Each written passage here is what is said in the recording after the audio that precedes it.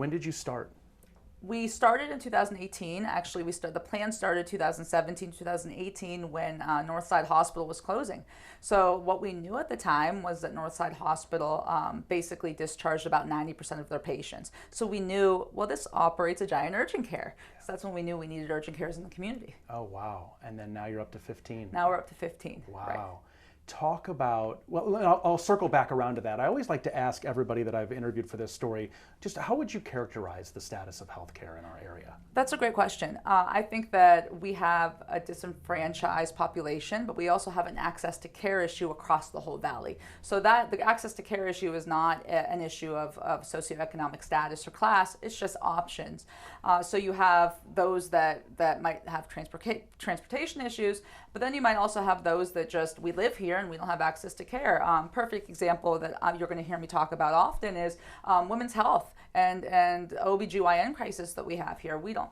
If I wanted to have a baby, I have 6, I don't want any more, but if I wanted to have a baby, I want to have a lot of options. Where I can have a baby, who I can choose to deliver my baby, that sort of thing. That has nothing to do with my socioeconomic status, but it has all to do with options and the lack of resources in our valley. Right. Has there been a big shift or a change that you've seen in the last decade or so in terms of healthcare? I'd say the biggest thing that we're seeing is our legacy physicians aging out of practice and them not being replaced with other specialists and other physicians to fill that gap. I think that if you look at the landscape of healthcare in the valley, what we were in terms of the health on the hill down Fifth Avenue no longer exists. So the appetite to come here and live here and work here has changed, I think, over the last 20 years, and that's shifted the dynamic of healthcare. So what role does QUICKmed play in the overall arching healthcare industry?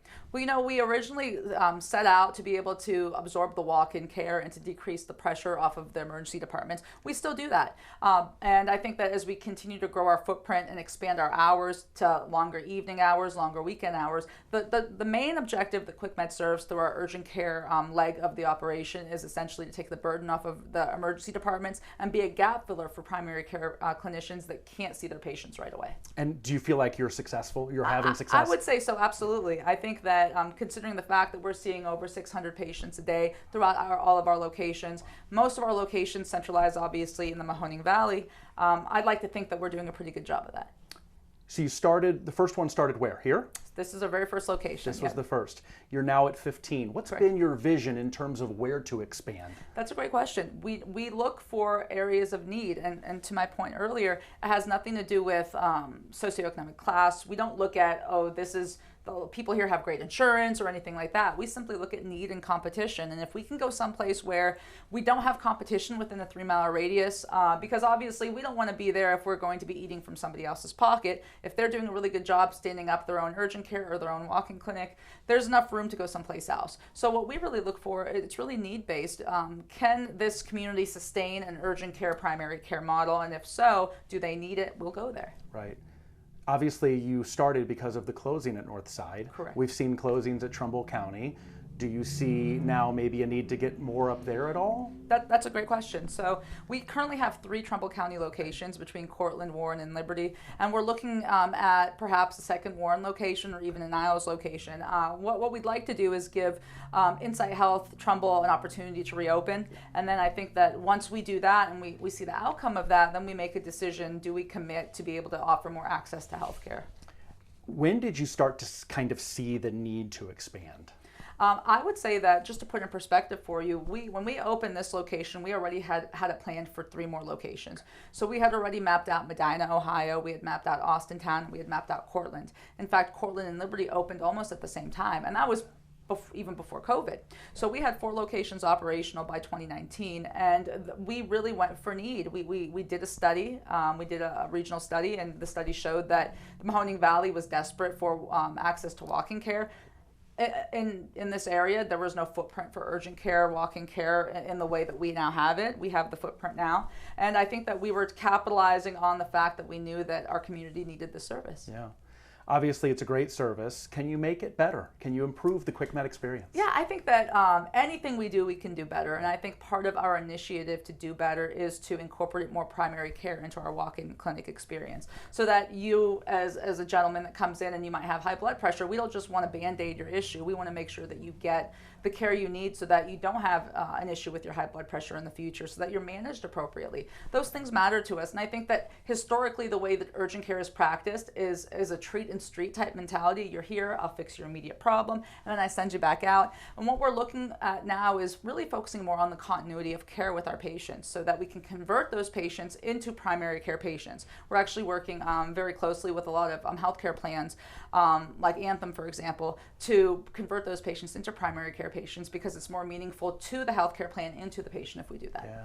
Do you want to expand outside of QUICKmed, but still in the healthcare industry? Well, we do have a women's health practice in our Austintown location. We've expanded all of our locations offer mental health services now. So we are slowly but surely expanding into specialty services that we deem of need. And it can vary from location to location. One of our driving factors in opening our women's health practice was when we lost two active full-time practicing OBGYNs at the time. So we absorbed their patients because the majority of their patients were Medicaid, and they would have had to wait months and months to get in to be seen just because there weren't enough clinicians that accepted Medicaid that had openings. So we said we can at least fill in the gynecology part of that gap. We're not going to deliver babies, but we can at least do the gynecology part. And that's been really impactful, and we see a lot of volume of women that are very grateful that we offer that service. Yeah. What's the biggest challenge you see moving forward with healthcare? Reimbursements. Yeah. I'm sure you're going to hear that from a lot of my colleagues. Reimbursements are going down, but the cost of our employees are going up. The cost of an X-ray technician, and you can talk to my other colleagues about the cost of an X-ray technician today compared to what an X-ray technician cost. Let's say in 2018, I was bringing girls and guys in at $21 an hour. Now you can't get one cheaper than $32 to $35 an hour, and that's only been a couple years. So when you look at the gap is expanding on what we're paying our staff members for excellent care, but the reimbursements are dropping. So something's got to give in terms of maintenance of sustainability for my organization and all the other organizations in the Valley. Right.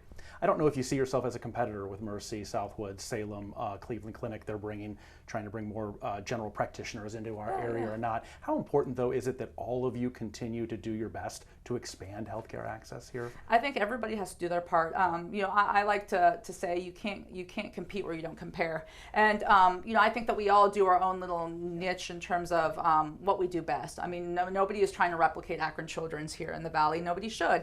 I think that Mercy has a very strong and reputable methodology to the treatment of patients on every scale. Southwoods does amazing with their surgeries and their surgical candidates. I think that when you look at landscape of the healthcare in the Valley, we do a really good job, I think, not stepping on each other's toes, but being able to work really well together in order to fulfill the needs of our Valley. And I think that as long as we continue to have that mentality, then we can continue to grow and flourish throughout the landscape without sacrificing care. Right, and hopefully maybe help bridge the gap when a hospital does close. Because That's exactly right. It seems like people that I've talked to have said, is it surprising to hear that 21 hospitals have closed in the last 15 years in Ohio? They're like, I'm surprised it's not more. Absolutely. It's just... Absolutely. I think when you look at sustainability, and QUICKmed is a lot easier to manage than, let's say, a hospital entity. Even we struggle in some of the off seasons because when volumes go down for us, just like they might for the ERs, you still have a full panel of employees that you have to pay. So when you look at innovative ways to create revenue streams, and for us that might look like occupational health. For us that might look like contract services for staffing, for like athletic trainers. I know that I can only imagine the struggle that our counterparts at hospital systems have doing the same thing. So I think that it is not just optional anymore to work together to improve and to maintain the quality of healthcare that we have in the Valley. It's mandatory.